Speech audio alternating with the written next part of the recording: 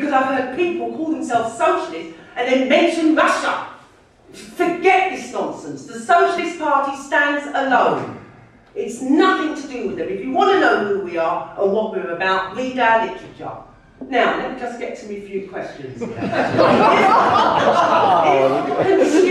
consumer is sovereign, when I walk into Sainsbury's with me £64 unemployment benefit, because I was made redundant not long ago on my crappy little job, if I want to go in there and I'm a penny short, unless that cashier knows the camera's not watching, she'll let me have it. But to put back food because you're short of 10pence, it's not the corner shop where I can put it on the slate. Millions of people throughout the world, and in London, in England, in Britain, in Wales, Scotland, Ireland, are going to bed hungry. I used to work in schools in the Lambeth area where they stopped school dinners.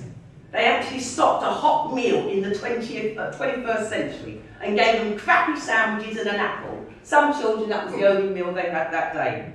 And I worked there for 13.5 years and read the evidence. In Clapham, when I put out leaflets with many of my fellow members here, these sort of leaflets through your doors, it's us who do these things that you find and hopefully read, the amount of empty houses. I am so amazed. I am a resident of Lambeth. The housing list is intolerable, and those are people who are living in hostels, bed and breakfasts, and everything else, which is repeated throughout the Western world. If you have not got money, you do not have choices. Capitalists have to understand this basic fact. I'm a customer. I want a nuclear bomb. I've got the money, you give me one. Yes, but if I want food and no money, you won't give it to me. This is the problem with capitalism. It's an irrational system.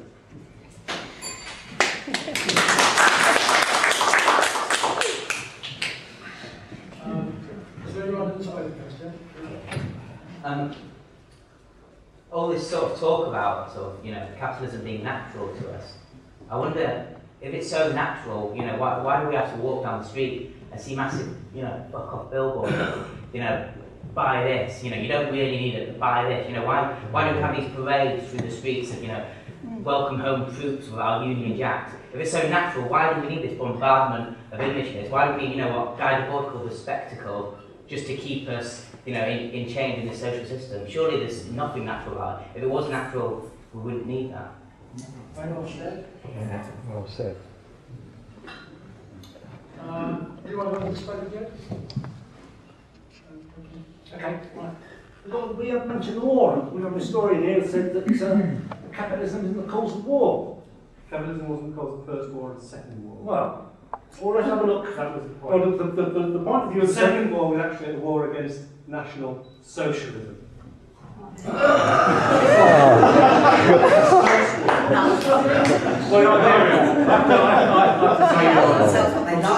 From somebody who doesn't follow, but affirms an old German bloke who said workers of the world unite, the term National Socialism is basically an oxymoron. It's a contradiction in terms.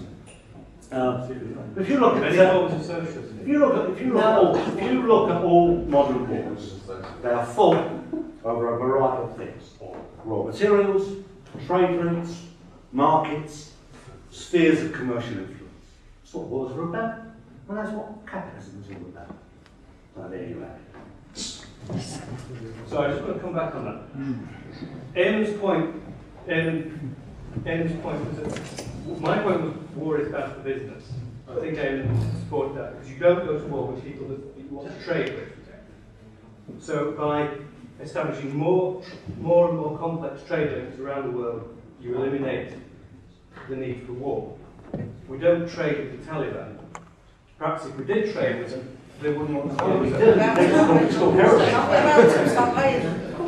Excuse me, just one at a time. Can I say, right, I'm sorry if I'm insulting you by using bad examples of Russia and things like that. I've just come back from Russia, so it's sort of in my mind. And I'm just using that, like the stairways as an example. And I'm not saying that's what we're in favour of or anything else. But don't get me wrong, I'm not in favour of colonialism, for goodness sake, right? So I see the injustices of it. I have to think that the British Empire did some good things as well as a lot of bad things, and it brought trade to a number of places. And I think that world trade in general improves the lot of people all over the place.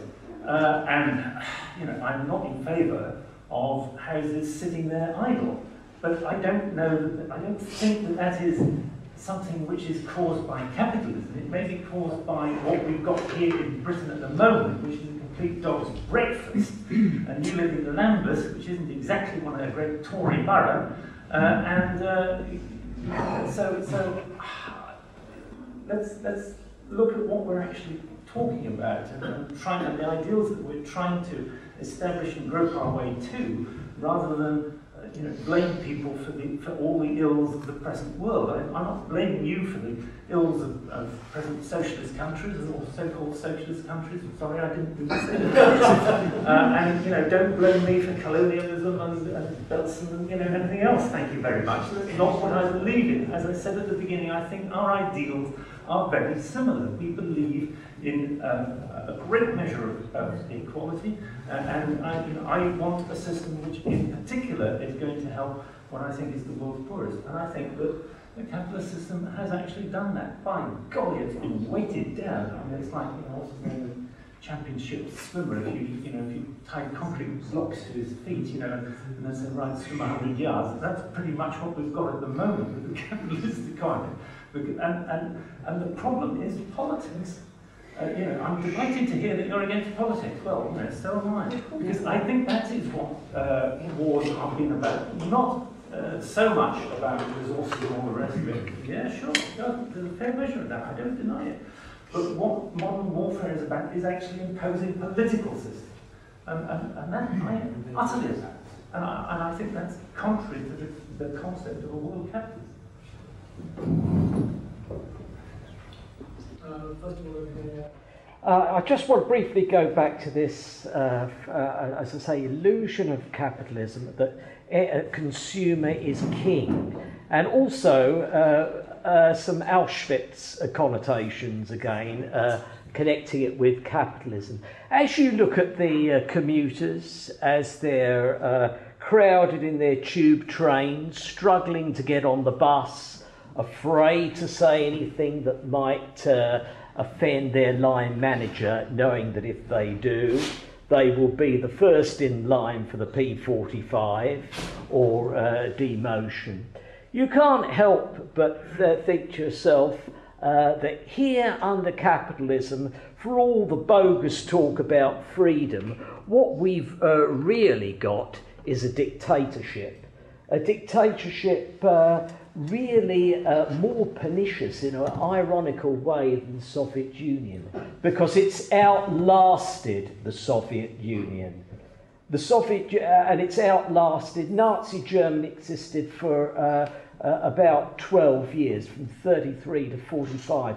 Capitalism has been going on for hundreds of years with its mining disasters. That was your free market economy for you, when you didn't have much state intervention. The little children losing their fingers in the textile mills of Lancashire, that was your free market economy, which the so-called libertarians so love to talk about.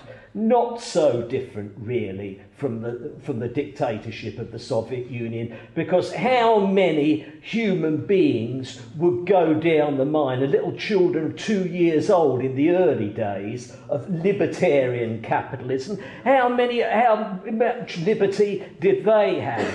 How much liberty in the modern capitalism has as the ordinary worker? As I say, whether he lives in a so-called developed country like England, or whether he lives in the early days of capitalism, capitalism is capitalism, and that equals dictatorship. Dictatorship of the boardroom of the rich who robbed from the rest of us.